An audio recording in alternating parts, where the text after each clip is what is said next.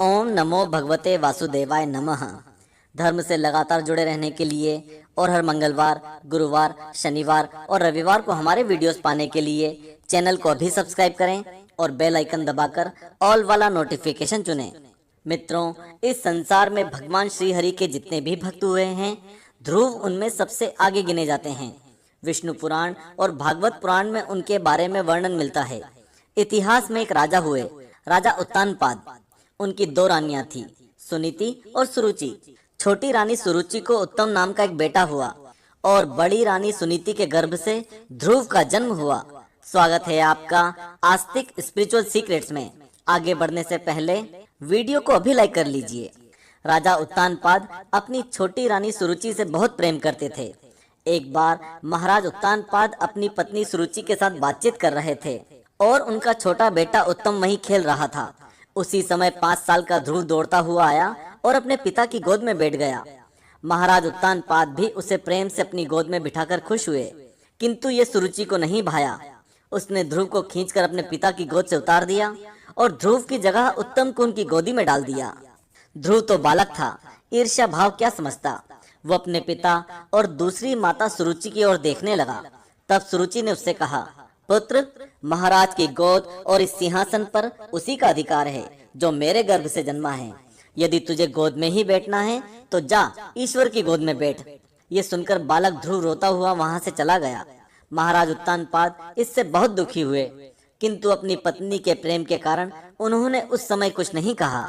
उधर ध्रुव रोता हुआ अपनी माँ सुनीति के पास पहुंचा और उनसे सारी बातें कही। सुनीति पहले ही उत्तानपाद द्वारा नजरअंदाज होने के कारण दुखी थी। जब ये सुना तो उनका कलेजा फट पड़ा, किंतु वो एक धैर्यवान स्त्री थी। उन्होंने ध्रुव से कहा, हे पुत्र, तेरे पिता हम लोगों से दूर हो गए हैं, किंतु तुम्हारी माता ने तुम्हें सही उपदेश दिया है। अब हमें ईश्वर का ही सहारा है। इसलिए पुत्र, तू भगवान की तपस्या कर और स्वयं उनकी गोद में स्थान प्राप्त कर। अपनी माता की आज्ञा प्राप्त कर ध्रुव केवल 5 वर्ष की आयु में घर छोड़कर वन की ओर निकल पड़ा। जब उत्तानपाद ने यह सुना तो अपने पुत्र की याद में बेचैन हो गए और पश्चाताप की अग्नि में जलने लगे। सुरुचि को भी अपनी भूल का एहसास हुआ। उसने ऐसा नहीं सोचा था कि उसके कड़वे शब्द सुनकर ध्रुव वास्तव में घर छोड़ देगा, किंतु अब पछताने से क्या होता। उत्तानपाद ने ध्रुव की खोज के लिए अपने सैनिकों को चारों दिशाओं में भेज दिया।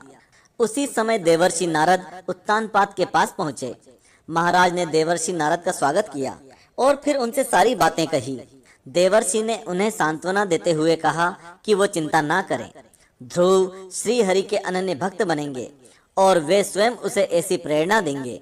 देवर्षि के वचन सुनकर उत्तानपाद को कुछ संतोष हुआ। उधर ध्रुव वन तो पहुंच गया, किंतु उसे समझ में नहीं आया कि भगवान को प्राप्त करने का मार्ग क्या है। इसी चिंता में वो एक पत्थर पर बैठकर रोने लगा। तभी देवर्षि नारद वहां पहुंचे और ध्रुव से उसके रोने का कारण पूछा। तब ध्रुव ने कहा, पितामह, मुझे ईश्वर की गोद में बैठना है, किंतु मुझे उसका रास्ता नहीं पता। देवर्षि तो सब जानते ही थे। ये सुनकर उन्होंने ध्रुव को एक अमोघ मंत्र दिया। ओम नमो भगवते वासुदेवाय नमः।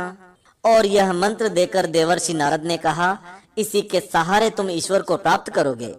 अब तो ध्रुव को किसी और चीज का ध्यान ही नहीं रहा। उसने लगातार ओम नमो भगवते वासुदेवाय मंत्र का जाप करना शुरू कर दिया। श्री हरि के दर्शनों की इच्छा में वो खाना पीना सब भूल गया। उसने केवल हवा पर जिंदा रहकर और एक पैर पर खड़े रहकर तपस्या शुरू की और फिर हवा का भी त्याग कर दिया और सांस रोककर तपस्या करने लगा। बड़े बड़े सिद्ध ऋषि जिस तरह की कठोर तपस्या नहीं कर सकते थे, उससे भी घोर तपस्या एक 5 वर्ष के बालक को करते देख स्वयं देवता तक पिघल गए। उन्होंने स्वयं श्री हरि से प्रार्थना की कि वे ध्रुव को दर्शन दें। भगवान श्री हरि केवल भावना के भूखे हैं। उनका जो भक्त सच्चे हृदय से उन्हें पुकारता है, वे चले आते हैं। फिर तो उस नन्हे ध्रुव ने 6 महीने तक ऐसी कठोर साधना की कि जिसका कोई दूसरा उदाहरण नहीं दिया जा सकता। जब श्री हरि ने देखा कि ध्रुव के मन में उनके अलावा और कोई भावना बची ही नहीं है, तब आखिरकार उन्होंने ध्रुव को दर्शन दिए। तपस्या करते हुए अचानक ध्रुव के हृदय से श्री हरि गायब हो गए। ये जानकर जब ध्रुव ने घबरा कर आंखें खोली तो उसे सामने स्वयं श्री हरि दिखे। उनका दिव्य रूप देखकर ध्रुव सुदबुद खो बैठा और उन्हें एकटक देखता रहा। उसकी आवाज रुक गई और आंखों से लगातार आंसुओं की धार बहने लगी। तब श्री हरि ने स्वयं आगे बढ़कर ध्रुव को अपनी गोद में बिठा लिया। ध्रुव की कामना पूरी हुई। बड़े बड़े सिद्ध मुनि भी, जिन श्री हरि के दर्शन अनंत जन्मों में भी प्राप्त नहीं कर सकते, ध्रुव उन्हीं की गोदी में बैठा हुआ था। तब श्री हरि ने अपने शंख से ध्रुव के कंठ को छुआ, जिससे उसकी रुकी हुई आवाज ठीक हो गई और उसने 12 पवित्र श्लोकों से श्री हरि की स्तुति की। उस स्तुति को ध्रुव स्तुति के नाम से जाना जाता है। श्री हरि ने उससे वरदान मांगने को कहा, तो ध्रुव ने कहा कि अब उसकी कोई और इच्छा नहीं है। तब श्री हरि ने कहा कि जिस मंत्र का तुमने जाप किया है, आज से वही मंत्र उनके पास आने का सबसे सरल मार्ग होगा। इसके अतिरिक्त उन्होंने ध्रुव को अपने पास एक लोक भी दिया, जिसका प्रलय में भी नाश नहीं होता। ध्रुव के नाम पर ही उस लोक का नाम ध्रुवलोक पड़ा। जब ध्रुव वापस लौटे तो राजा उत्तानपाद और दोनों रानियों की खुशी का कोई ठिकाना ना रहा। उन्होंने ध्रुव को राजा बनाया और स्वयं सुनीति और सुरुचि के साथ जंगल को चले गए। ध्रुव केवल 6 वर्ष की आयु में ही सम्राट बने और हजारों साल तक धर्म पूर्वक राज्य किया। जब ध्रुव ने मोक्ष पाने का निर्णय किया तो स्वयं विष्णु लोक से एक विमान उन्हें लेने आया। इसके बाद वो इस लोक को त्याग कर वैकुंठ के पास अटल ध्रुव लोक में चले गए। वो लोक आज भी ध्रुव तारे के रूप में मौजूद है। ध्रुव के बाद उनके पुत्र उत्कल राजा बने और वे भी अपने पिता की भांति वैरागी पुरुष ही थे। उन्हीं के वंश में आगे जाकर पृथु नाम के भगवान श्री हरि के अनन्य भक्त हुए।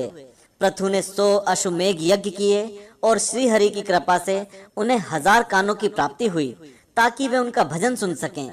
यदि आप उन श्री हरि के अनन्य भक्त पृथु पर वीडियो देखना चाहते हैं तो आपके अपने चैनल को सब्सक्राइब कर बेल आइकन दबाकर ऑल वाला नोटिफिकेशन चुनें और इस वीडियो को जितना हो सके श्री हरि के भक्तों के साथ शेयर करें। ओम नमो भगवते वासुदेवाय नमः। जय श्री कृष्ण।